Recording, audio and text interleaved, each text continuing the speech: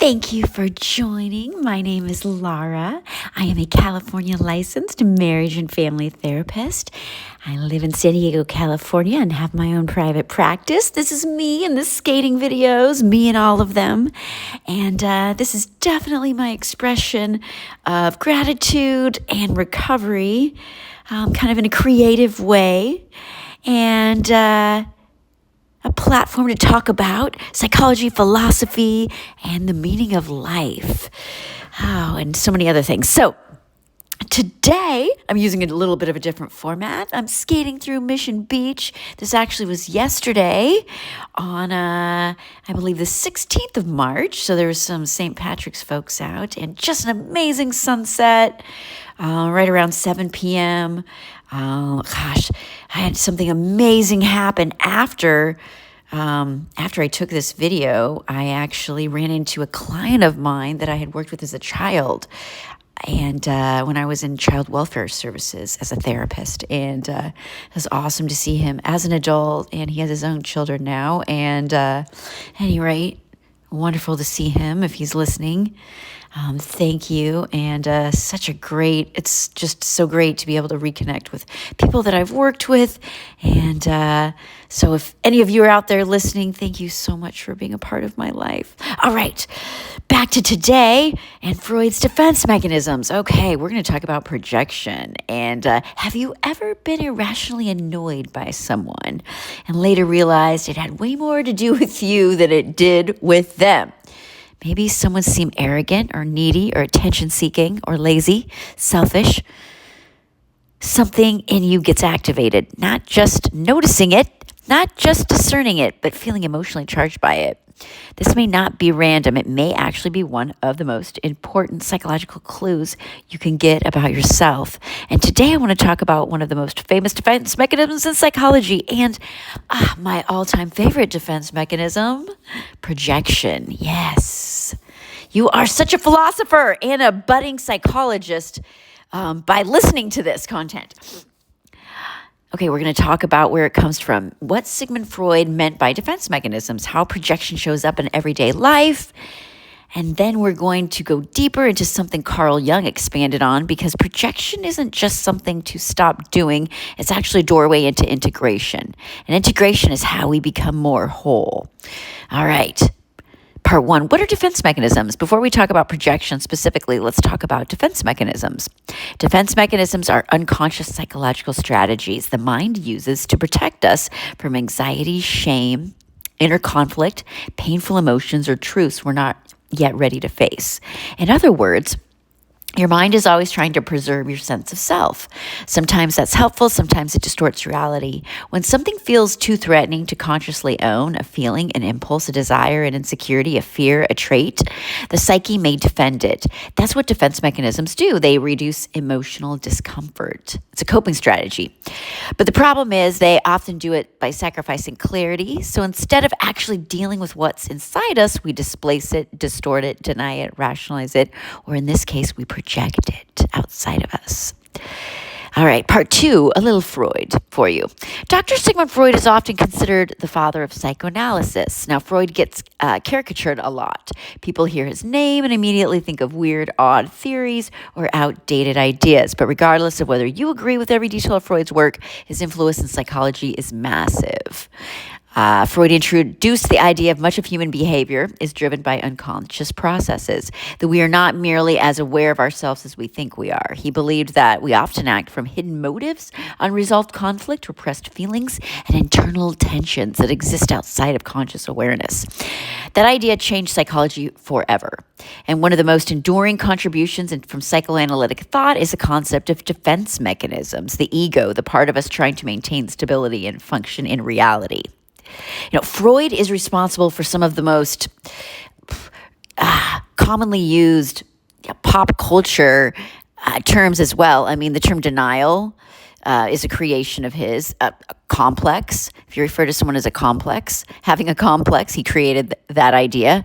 Freud's psychosexual stages of behavior, if you want to refer to someone as anal retentive, I can explain that in a different lecture, but there are so many just modern day psychology ideas that were coined by Freud, and his influence is massive, just unbelievable.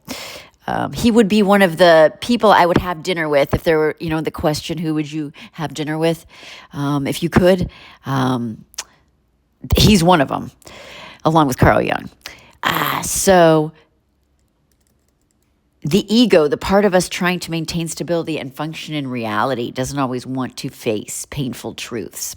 So it protects itself, and one of its ways is projection. It's by taking something that belongs inside of us and locating it outside of us. That is projection. What bothers you and other people says a lot to do about you. If you have a reoccurring theme of conflict with certain types of people, irritation, and, with people in unrelated places and unrelated settings, and you have this repeating experience, projection probably lies in there.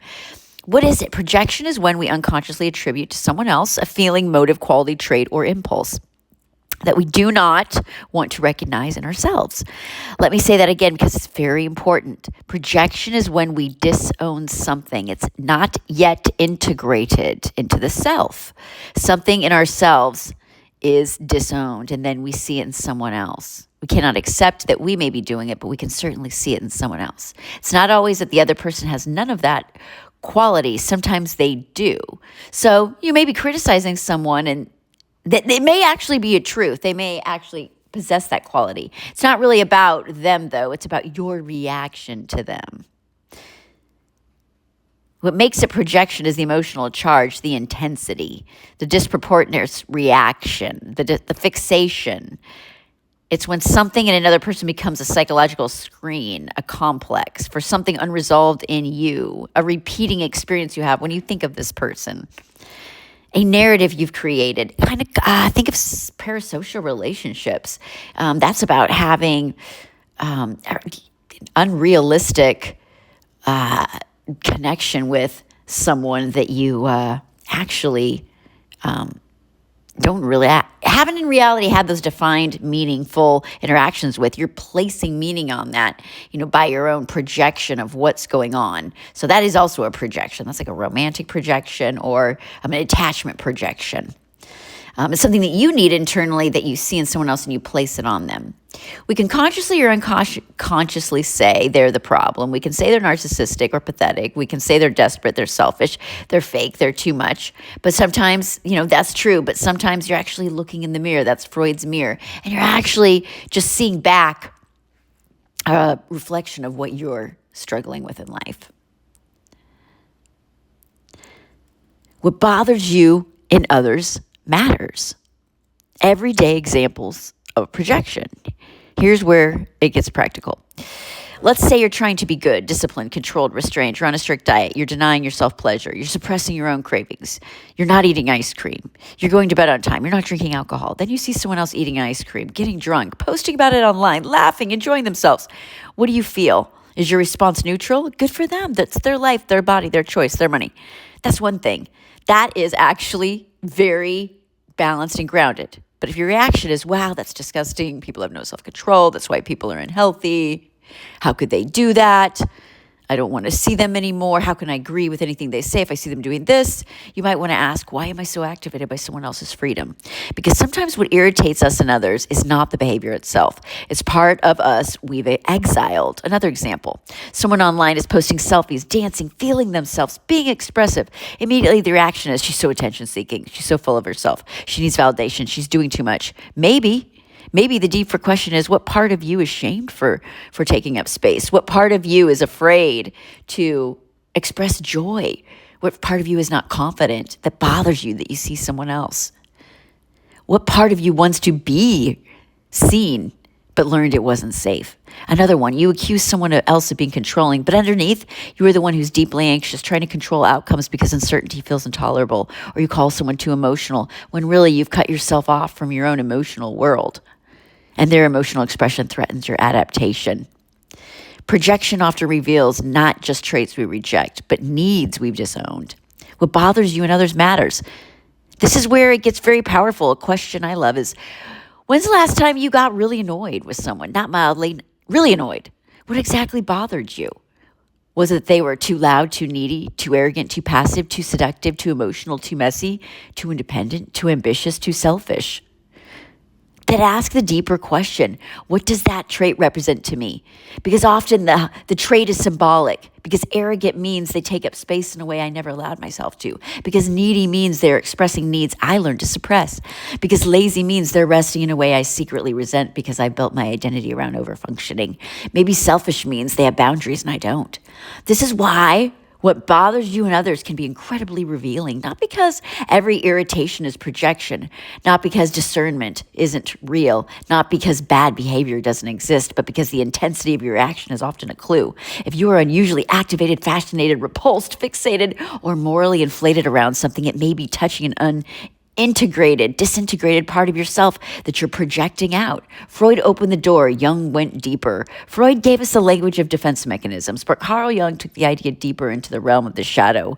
Jung believed that the psyche is made of parts of ourselves that are unconscious and parts that are conscious. The unconscious isn't just repressed pain. It also contains traits, drives, creativity, power, sexuality, vulnerability, aggression, brilliance, dependency, tenderness, ambition, all kinds of human material that for one reason or another we pushed out to awareness.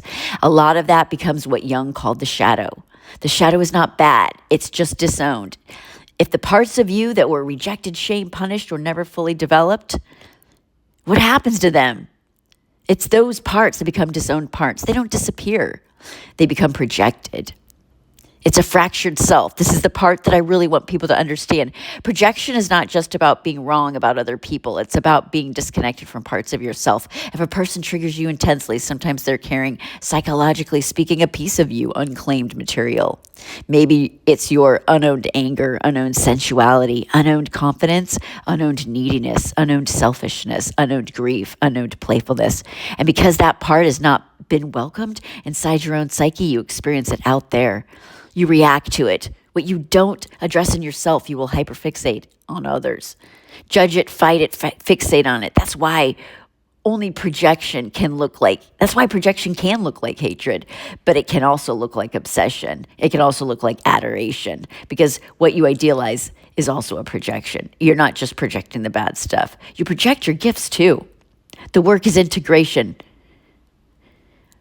The work is taking back the parts of yourself that were split off, denied, repressed, and exiled, and accepting yourself for your whole self and identifying those, to own them, understand them, regulate them, mature them, to bring them into the personality in a healthy, conscious way. That's the real inner work. Instead of saying, I'm never angry, you learn to say, I do have anger and I can use it as information and boundary energy. Instead of saying, I'm not needy, you can say I have attachment needs and I can meet them with dignity. Instead of I'm not selfish, I need self-protection, limits, and boundaries. Instead of saying I would never want affection, I can say I do want to be seen, I do want attention, and there's nothing inherently shameful about it. That's integration, becoming whole.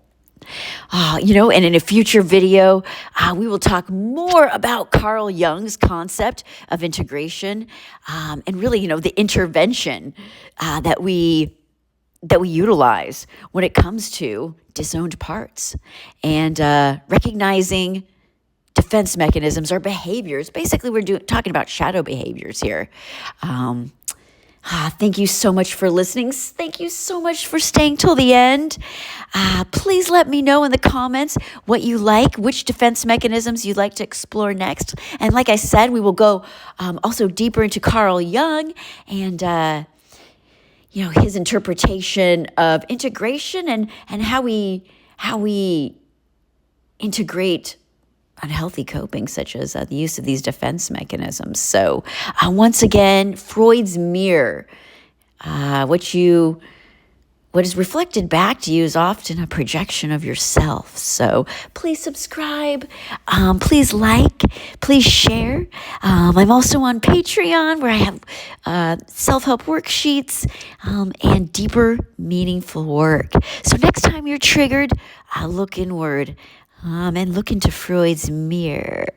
Thank you so much, and have an amazing day. Take care. Bye now.